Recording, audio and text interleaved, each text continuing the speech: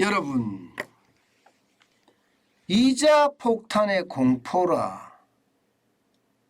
그래서 엄마 아빠 찬스를 쓴다.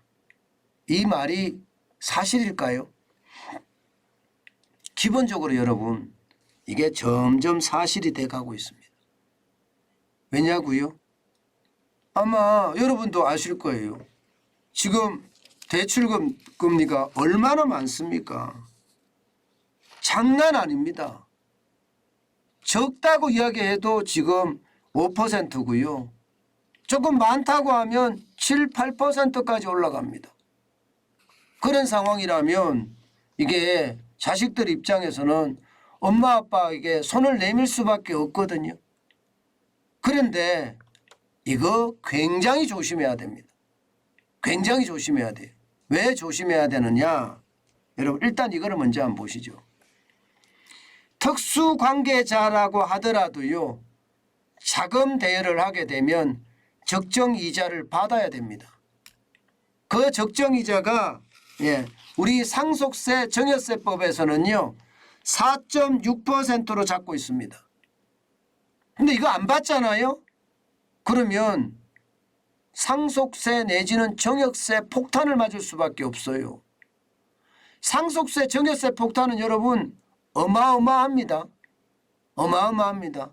대한민국이 전 세계 1등이에요. 전 세계 1등. 상속세 증여세가 말입니다. 상속 증여세는 진짜 대한민국 전 세계 1등입니다. 60% 냅니다. 60%. 네, 최고 세율이. 물론 10% 내는 사람도 있고 60% 내는 사람도 있겠죠. 경영권 프리미엄까지 붙었을 때는 60%까지 내거든요. 네. 제가 분명히 말씀드릴 것은요. 특수관계인 간에 자금 대여 4.6% 받아야 된다는 사실. 이것은 반드시 우리가 알아둬야 됩니다. 물론 여러분 이 4.6%는 옛날에는 이거보다 더 높았습니다. 2002년부터 시작을 해서 2010년 10년간이야 거의 10년간 11월 4일까지는 연 9%였습니다. 그러던 것이 2010년 11월 5일부터 2016년 3월 20일까지는 연 8.5%였고요. 2016년 3월 21일부터는요. 현재까지 4.6%입니다. 그러니까 4.6%는 무조건 받아야 된다는 거예요. 금액이요? 금액은 제한이 없습니다. 금액은 제한이 없어요. 금액이 제한이 없다는 것은 100억이든 1조이든 뭐 빌려도 무방하다는 이야기가 됩니다. 그러면 여러분 100억이든 1조이든 이제 가요. 가는데 자 시중의 대출 금리 보세요. 싼 게 5%잖아요. 싼 게.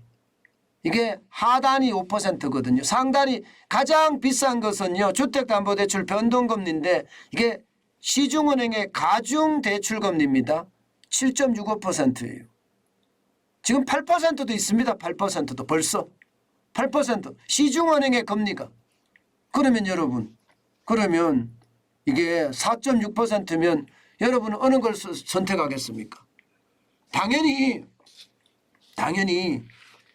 부모님에게 돈 빌릴 수 있는 부모님이 여유가 있다면 부모님에게 돈 빌릴 수 있는 것을 선택하겠죠. 엄마나 아빠에게 돈을 빌리는 거 말입니다. 이게 여러분 실질적으로 4.6%의 어떤 이자가 왔다 갔다 하지 않으면요. 그때부터는 잘못하면 어마어마한 충격을 받습니다. 왜 충격을 받냐고요? 여러분 이거 한번 보세요. 아마 이거를 보시면 여러분들도 깜짝 놀라실 거예요. 실제로 말입니다. 최대 주주 할증 포함했을 때 60%가 우리나라 상속세 최고 세율이에요. 진짜 장난 아니게 올라갑니다. 장난 아니게. 그렇기 때문에 4.6%를 어떤 식으로 받고 있다 하는 그런 근거가 반드시 있어야 되고요. 반드시. 게다가 말입니다. 부모 자식 간에만 이게 돈 거래가 되는 것은 아니잖아요. 뭐 형제 간에도 되는 거고 부부 사이에도 되는 거고요. 게다가 뭐 이게 양자하고도 되는 거고요. 여러 가지가 있습니다. 이때 조심해야 될 게 있어요. 이때 조심해야 될 거 반드시 알아야 되는데요. 예, 이때 조심할. 부모가 자식한테 돈을 빌려주잖아요. 그럼 4.6%를 받았을 거 아니에요. 그러면 이 4.6%에 세금을 매깁니다. 정부가. 얼마를 매기느냐. 27.5%까지 매깁니다.